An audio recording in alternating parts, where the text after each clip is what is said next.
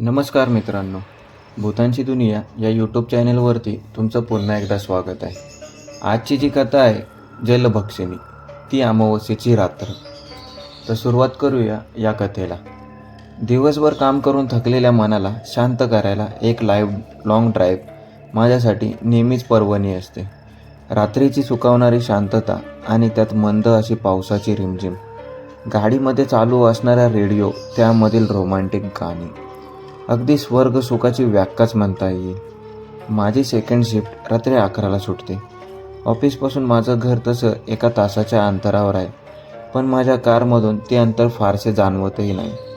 घड्याळात 11चे ठोके पडले की मी नेहमीप्रमाणे माझी बॅग घेतली आणि घरी जायला निघालो. पावसाची रिमझिम चालूच होती. मंद वारा शरीर आणि हाडं दोन्ही गारठून टाकत होता.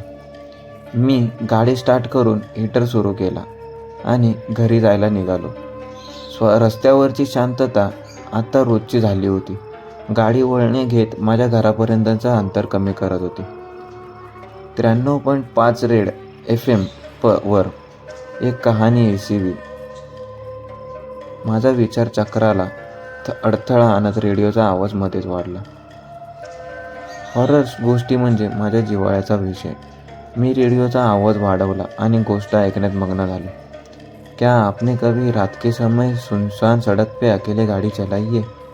अगर आपकी हाँ है तो क्या आपने भी इसी रात के समय में कुछ हॉन्टेड एक्सपीरियंस किया हुआ है? आज की ये कहानी ऐसी एक शख्स पर जिसे रात में लॉन्ग ड्राइव बहुत पसंद है.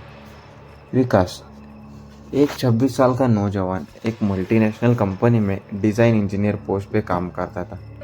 उसकी शिफ्ट चेंज होती रहती थी, कभी सुबह की, कभी दोपहर की, तो कभी रात की.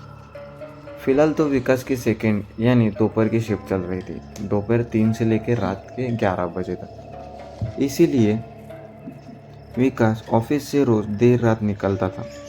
आज भी ऐसे 11 बजे के बाद विकास अपने घर पे जाने को निकला. अमावस की रात थी.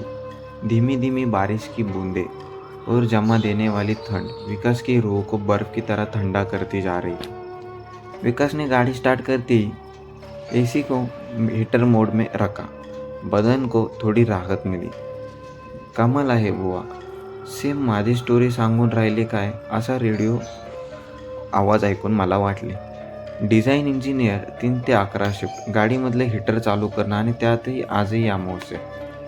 रेडिओच्या या विचारात गुंतलो असतानाच एक कार मोठ्याने हॉर्न वाजवत मला वेगाने ओव्हरटेक करून बाजूने निघून गेली. तिचा वेग इतका होता की एक वेळ माझी गाडी सुद्धा बिथरली.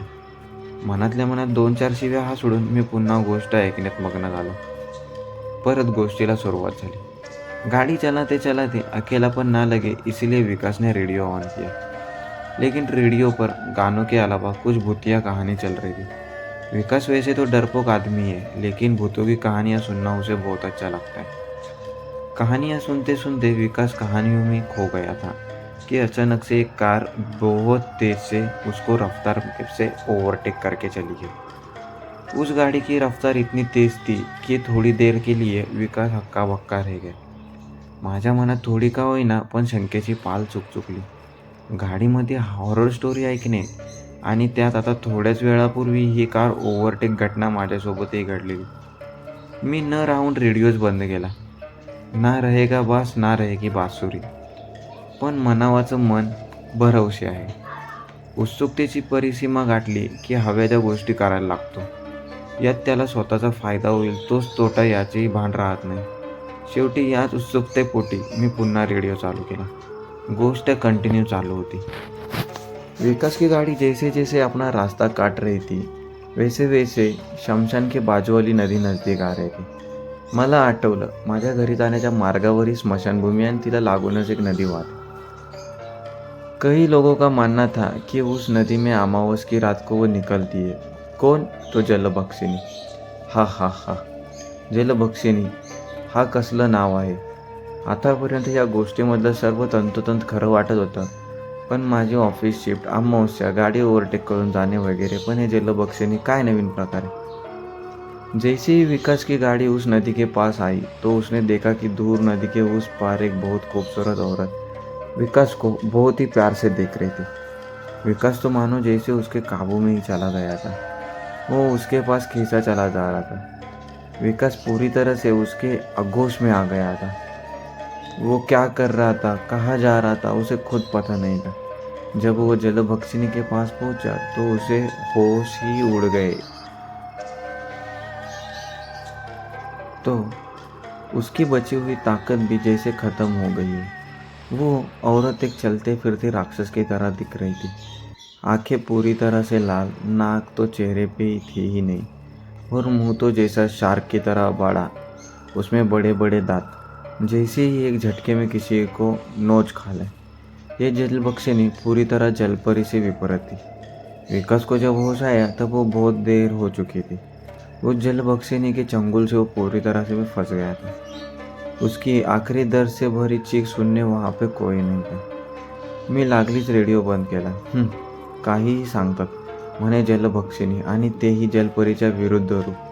मुळात जलपरी ही संकल्पना सुद्धा एक अंधश्रद्धाच आहे. जलपरी सत्य असण्याचा काही ठोस पुरावा नाहीये. जसजशी माझी गाडी त्या नदीच्या काठाजवळ येऊ लागली तसं माझ्या मनात एक दडपण येऊ लागलेलं आहे की माझ्या बाबतीत सहसा असं कधीच घडत नाही.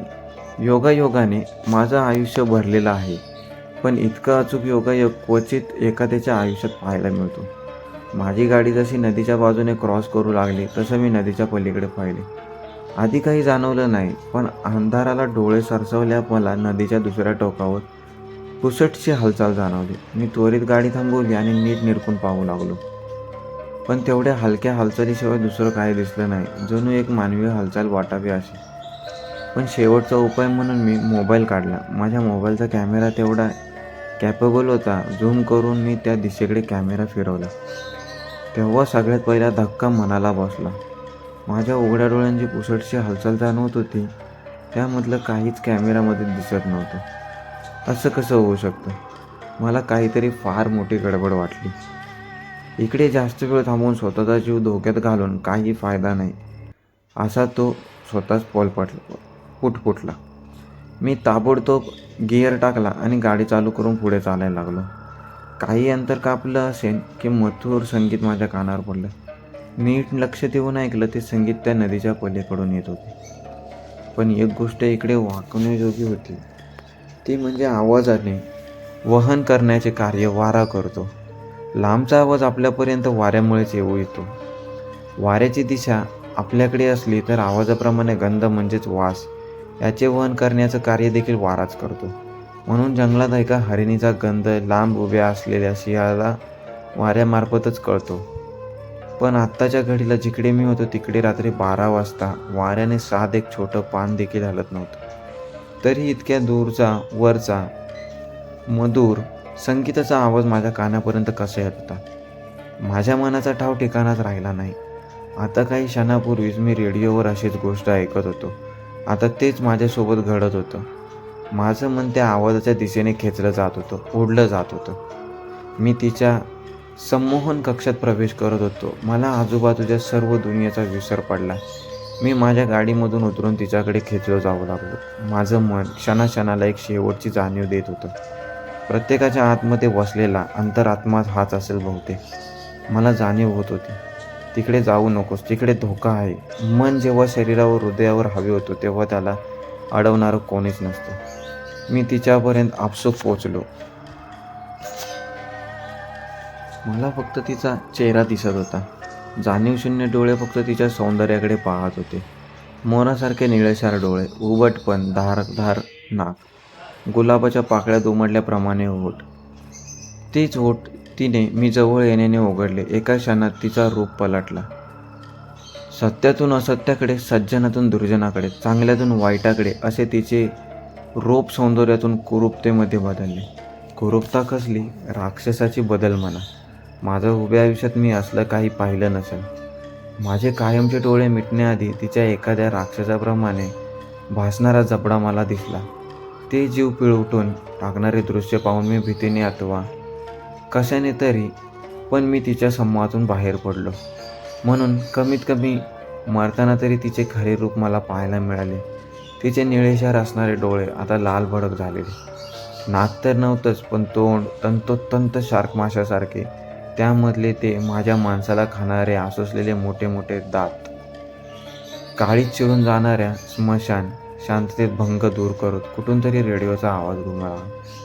तो दोस्ता ये थी कि जल बख्शने की सच्ची कहानी। इस कहानी का लीड रोल विकास था, लेकिन असली नाम कुछ और ये, लेकिन उसी के परिवार ने उसका नाम लेने से मना किया। कशी वाटली ही कमेंट करून सांगा आम्हाला गोष्ट। अशा काही गोष्टी तुम्हाला हॉरर स्टोरी माहीत असतील तर आमच्या भूतांची दुनिया या यूट्यूब चॅनलची कमेंट बॉक्समध्ये मेसेज करून संपर्क साधा। ती अमावस्येची एक रात्र भयकथा आवडली असेल तर नक्की कमेंट बॉक्समध्ये तुमची फीडबॅक आम्हाला कळवा आणि तुमच्याकडे देखील अशा कोणत्या गोष्टी असतील तर आम्हाला कळवा, आमचा तुमच्याशी संपर्क साधला जाईल। धन्यवाद। भूतांची दुनिया या यूट्यूब चॅनलवरती भेट दिल्याबद्दल तुमचे आभार।